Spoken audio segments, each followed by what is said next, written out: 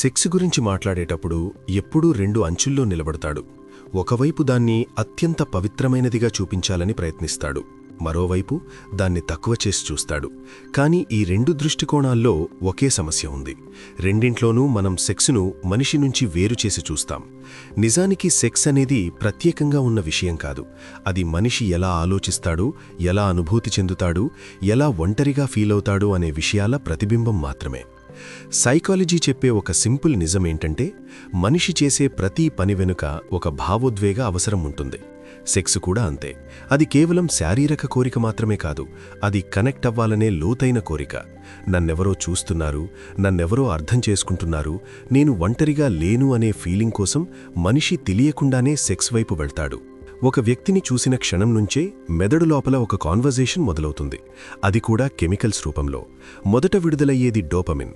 చాలామంది దీన్ని ఆనందం అనుకుంటారు. కానీ డోపమిన్ ఆనందం కాదు, అది ఆశ. ఇలా అయితే బాగుంటుంది, ఇది నాకేదో ఇస్తుంది అనే ఊహ మాత్రమే. డోపమిన్ మనిషిని వర్తమానంలో ఉంచదు, భవిష్యత్తులోకి తోస్తుంది. అందుకే అట్రాక్షన్ అయిన మొదటి రోజుల్లో మనం చాలా ఊహల్లో జీవిస్తాం.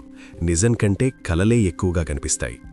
డోపమిన్ ఎక్కువైనప్పుడు మనిషి ఒక విషయం మర్చిపోతాడు: ప్రశ్నలు అడగడం. ఈ వ్యక్తి నాకు సరిపోతాడా, నా విలువలకు దగ్గరగా ఉన్నాడా అనే ప్రశ్నలు సైలెంట్ అవుతాయి. ఎందుకంటే మెదడుకు ఆ సమయంలో ఒక్కటే కావాలి, ఆ ఫీలింగ్ మళ్లీ మళ్లీ రావాలి. ఇక్కడే చాలా సంబంధాలు మొదలవుతాయి. పదాన్నే మనం ప్రేమ అని పేరు పెట్టుకుని బతికేస్తాం, బట్ అది ప్రేమ కాదు, కెమికల్ హైతో జరుగుతుంది. తర్వాత నోరెపినెఫ్రిన్ పని మొదలు పెడుతుంది. ఇది మనిషిని అలర్ట్గా ఉంచుతుంది.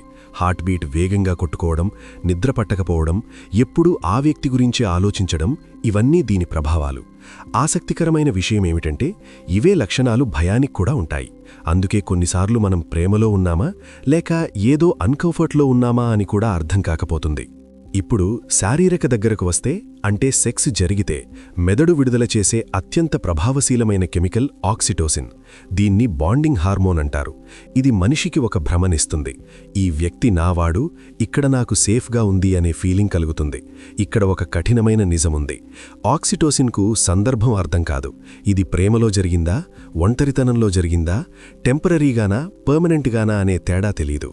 శరీరం దగ్గరగా ఉందా, అంతే, బంధం ఏర్పడుతుంది. అందుకే చాలామంది తర్వాత బాధపడతారు.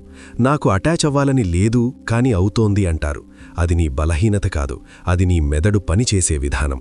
మనం ఎంత మోడర్న్గా ఆలోచించినా మన బయాలజీ చాలా పాతది. దానికి మన లాజిక్ అర్థం కాదు. సెక్స్ సమయంలో విడుదలయ్యే ఎండార్ఫిన్స్ గురించి మాట్లాడాలి. ఇవి సహజ పెయిన్ కిల్లర్స్. కేవలం శరీరానికి కాదు, మనస్సుకు కూడా. అందుకే బాధలో ఉన్నప్పుడు, ఒత్తిడిలో ఉన్నప్పుడు, లైఫ్ ఎంటీగా అనిపించినప్పుడు కొంతమంది తెలియకుండానే సెక్స్ వైపు వెళ్తారు. అది కొంతసేపు నిశ్శబ్దం కావాలనే అవసరం, మనస్సు అరుపు ఆపేయాలనే ప్రయత్నం. కానీ ఎండార్ఫిన్స్ ఎప్పటికీ ఉండవు. అవి తగ్గినప్పుడు నిజం బయటకొస్తుంది. అప్పుడే ఎంటీనెస్ మొదలవుతుంది. ఇది నాకెందుకు సరిపోవడం లేదు అనే ప్రశ్న వస్తుంది.